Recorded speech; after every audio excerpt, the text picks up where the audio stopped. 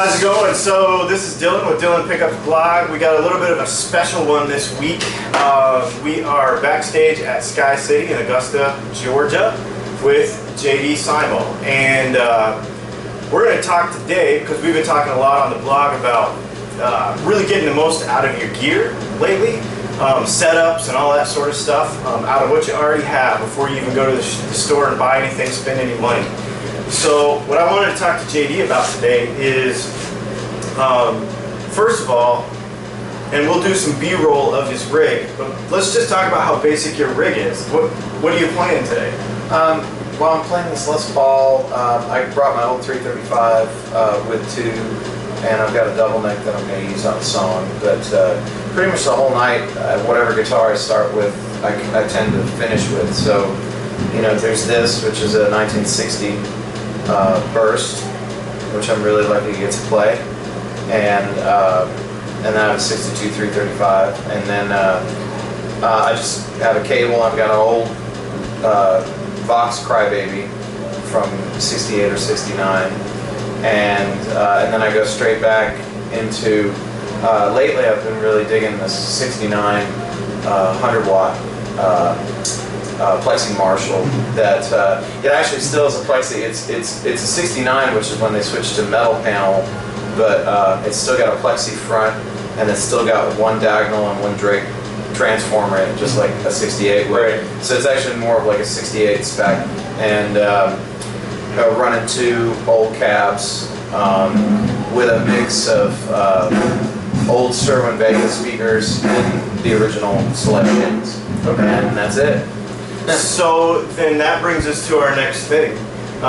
If you're not stomping on a bunch of pedals on the floor, then besides it being in your hands, and the people are going to say, well, he's playing a friggin' Burst and a Plexi, so of course it's going to be tone. But how can anybody, let's just say, it doesn't matter what you're playing, how can anybody start to, it doesn't matter what we start with, but how can we explore really the tone that we've already got if all you've got is an amp and a cable and a wah pedal and a guitar? Well, so how are you doing it? Well, it all begins and ends with, it begins and ends with your hands, because you're, well, alright, first of all, if it's, everything I'm about to say is only reliant if it's a tube amplifier. Right. Because whether it's a master volume amp or not, if you turn a tube amplifier all the way up, it's gonna, once you get to about 5 or 6, you've pretty much maxed out, with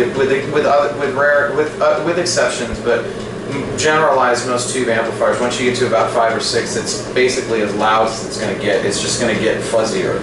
It's gonna get gainier.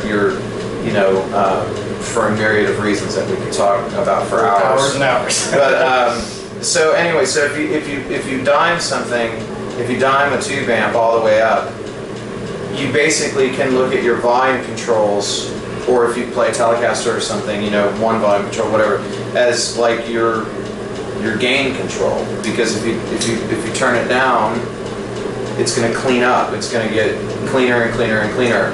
And actually, the same principle, basically, that I was just saying about amplifiers is the same on most potentiometers, in that, you know, once you get to about 5, 6, 7, it's not getting louder, you're just kind of getting more gain, you know?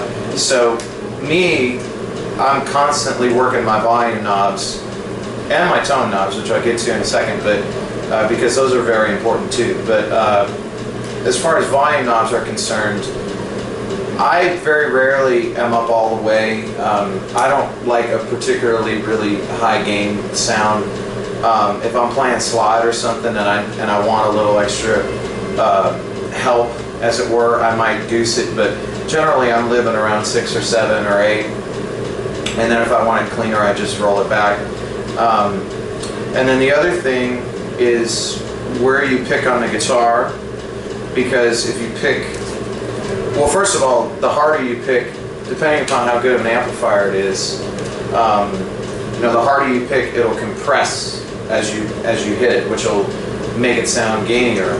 So by how hard you're picking or light you're picking and using your volume controls, you can get a pretty wide, you should be able to get a pretty wide variance of of gain, meaning, clean sound, medium, somewhat distorted, really distorted, like all between all of those factors. And then tonally, obviously tone controls do exactly what they are supposed to do. They, you roll them down and it fattens it up, and you roll them up and they get brighter. And so that combined with also like the closer you pick to your bridge, the brighter and more staccato of a sound you're going to get. And then it kind of gets mellower and fatter as you pick closer to the neck. So really all of those things combined kind of, there's kind of a pedal board already in your guitar, as it were, and most of my heroes, that's what they had to use, and they did an amazing job with it. And it's very liberating, it's very freeing, because you're not dependent upon something, you're dependent upon yourself, And then you were mentioning about like using the room. Every room sounds different, and outdoors it sounds really, like we were outside last night, and every few inches that you walk, it's going to change what you're hearing. And it's not only just the sound you're hearing, but the band you're playing and how you're hearing your bandmates. So I really like to kind of find the sweet spots, not only where I'm going to get like infinite sustain, if you will, because there's always going to be a few spots that I'll find and be like, okay, well this particular spot is where I can get a note to hang for a really long time, and that changes every day. But also, it's like, I'm always reacting to what I'm hearing, and like here, this is a really, really beautiful sounding room that's ambient enough that it's really lush sounding, but it's not washy sounding, so it's like, this is a really particularly fun place to play. So, and the other thing is like, you mentioned I had my microphone and my wedges pulled way back to you, because I don't, well, one thing is we don't, as a group, we don't like to be a million miles away from each other. Even if we're on a big stage or something like that, we like to be fairly tight, because that makes your sound night to night consistent.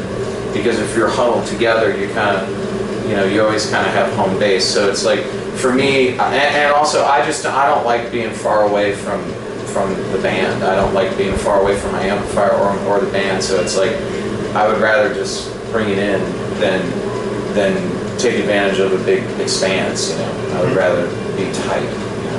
So well, cool. I guess, and this is one of those things, you went through some pretty basic concepts of tone. But I think what happens a lot of times, because we can go buy all these toys, and because we can do all this stuff, and sometimes we get, I like to call it option paralysis, where you get so many pedals and you get so much stuff that you kind of just get away from the fundamentals of playing the guitar.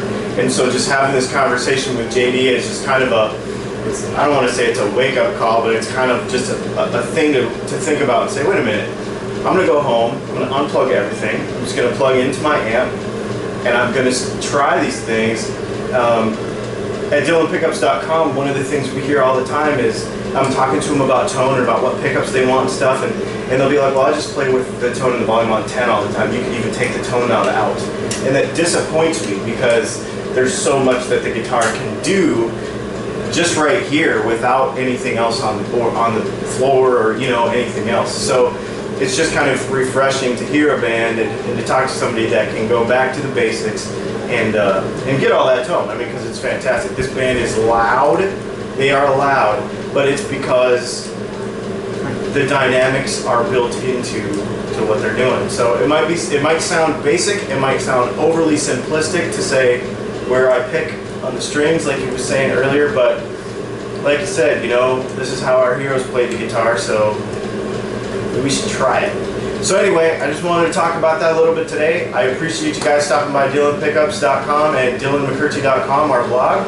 And I really want to thank JD Simo for joining us today. And until next time, keep on playing. Thank you very much.